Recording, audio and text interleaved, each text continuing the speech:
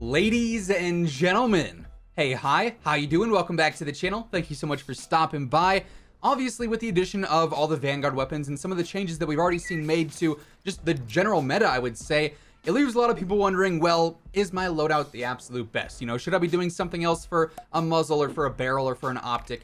So on and so forth. And when it comes down to it already, because of how certain things work now with Warzone Pacific and just how they've already changed some things since we saw that launch, there are a few mistakes that quite a few players are actually making when it comes to their loadouts. And today I wanted to focus on those so you guys can fix those mistakes and ultimately have the best loadout possible in any kind of situation, regardless of what gun you're using. So as we go through it all, if you enjoy the video at any point or if you find it helpful, let me know by dropping a like on it. Would be seriously appreciated. And of course, if you're new to the channel or if you have not already subscribed, this is the best place to be for everything going on in COD. Between news, updates, loadouts, tips, I'm covering it all each and every single day. So feel free to subscribe with your notifications turned on. Also, if you're looking to grab a pair of Gamer Advantage glasses before the holidays, now is the perfect time to do so. All month long, Code WARZONE will actually get you 20% off your order, and they just brought back the Horizon frames. These are the glasses you guys see me wearing in every single face cam video. I love these things. They are by far my favorite, but they are super limited in stock. So if you want to get a pair for yourself in any sort of color that they got, now is the best time to do so. Code WARZONE has you covered as always. So the first big mistake here that I want to focus on is all about snipers, because obviously, as we know, with all the Vanguard guns being introduced into Warzone, initially they carried over one very different property of Vanguard multiplayer, and that is weapon bloom. If you're unfamiliar, weapon bloom is basically when bullets don't go where you're aiming. Now, yes, there is bullet travel time, there's bullet velocity, so there's bullet drop over the course of, 50, 60, 70, 80, 90 meters, right? However, those bullets will still shoot straight if there's no bloom. If there is bloom, though, they might go a little bit to the right, a little bit to the left, a little bit down, up, in ways that they shouldn't be going. It's completely random. And yes, they are working to actually remove bloom from the Vanguard weapons here in Warzone, but they have not yet. Hey, so post-edit Zach here. Hey, hi, how you doing once again? Actually, after I recorded this video in the whole update that ended up going live last night, or yesterday, I should say, it turns out they actually sort of stealth removed bloom in the game. I know Exclusive Ace went in and he tested weapons like the ES-44 that previously had insane amounts of bloom no longer have that bloom. So take what I'm about to say for the sniper category here and now apply it to all weapons, because they have seemingly removed bloom from the game, which really changes how you want to approach quite a few different setups. Snipers do not have any bloom. They are 100% accurate. So if you go into a loadout here and you're building your setup, you want to have a super accurate sniper, a lot of players will go, okay, there's bloom, I got to use the L break for better accuracy, or I have to use the MX silencer for better accuracy. That's not always the case, because accuracy, anything that's plus accuracy or minus accuracy on snipers, is irrelevant because there is no bloom to have it be more accurate or less accurate, right? So if I were to go to the remove stock, it says cons minus accuracy. That's actually irrelevant because my accuracy can't get better or worse because there's no bloom to be accurate with. They are 100% accurate as is. So when you're building a setup for snipers, you do not have to worry about using anything that has plus or minus accuracy. You don't have to worry about that affecting your class in any single way. Now, another thing that is almost entirely useless, not just on snipers, but on any given weapon, is the subsonic ammunition upgrade. Now, obviously, every single weapon in the game has a magazine type that you can use, which is, different for any given weapon, but the ammo upgrades are pretty much the same on 99% of the weapons, right? I think some have something like the M15 shot shells on the magnums or whatever it might be, but pretty much there's always FMJ, subsonic, incendiary, so on and so forth.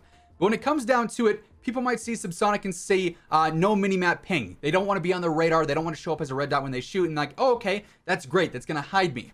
Absolutely useless, because one, it is hurting your bullet velocity, which in any case of using an LMG, a sniper, a rifle, any main weapon that you're going to use past 20 meters, you want to have the best bullet velocity possible. But silencers do the same thing as subsonic. They hide you on the radar, but they don't have as bad of cons. Like in this case, for the MX silencer, you lose ADS speed. It is what it is. You can gain that back. For the Mercury, you lose damage range. It is what it is. You can gain that back.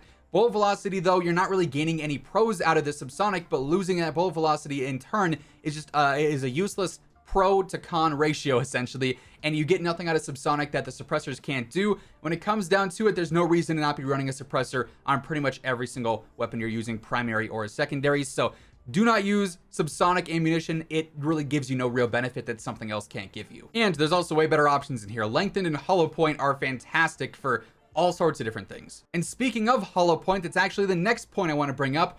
Using hollow point is not necessarily a bad thing on several weapons. Yes, this does also have minus bullet velocity, just like subsonic would. So you might be saying, okay, well, I shouldn't be using that either, right? Wrong. Most of the time, bullet velocity is good, unless you're talking strictly close range fights, 0 to 20, 25 meters and whatnot. Bullet velocity in those engagements is not a super big deal, just because you're so close to the enemies, there's not much bullet travel time to begin with.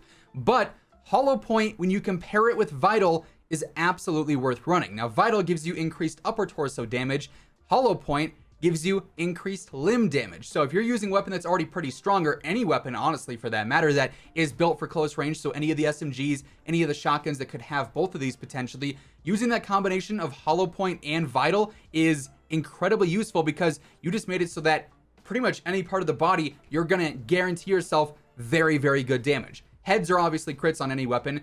Vital with the upper torso damage, and then limb damage is also just a great combination of you being able to get a faster TTK out of a weapon, specifically for those close range fights. I also see people always asking about the underbarrels. Zach, what are the best options here? And really, when it comes down to it, it might look like there's quite a few good ones off the rip. We got a lot of options, things that help with accuracy, things that help with ADS speed, things that have just some pros and no cons, like let's say the heavy grip or the skeletal in this case. But ultimately, when it comes down to it, you're pretty much always using an underbarrel for control, right? You want to get the least recoil on a weapon possible, the most control on a weapon possible, let's say. And there's two that do that specifically well. That'd be the Carver foregrip and the hand stop, but it's already been tested. I think JGod's done a video on it. I think some other creators have as well.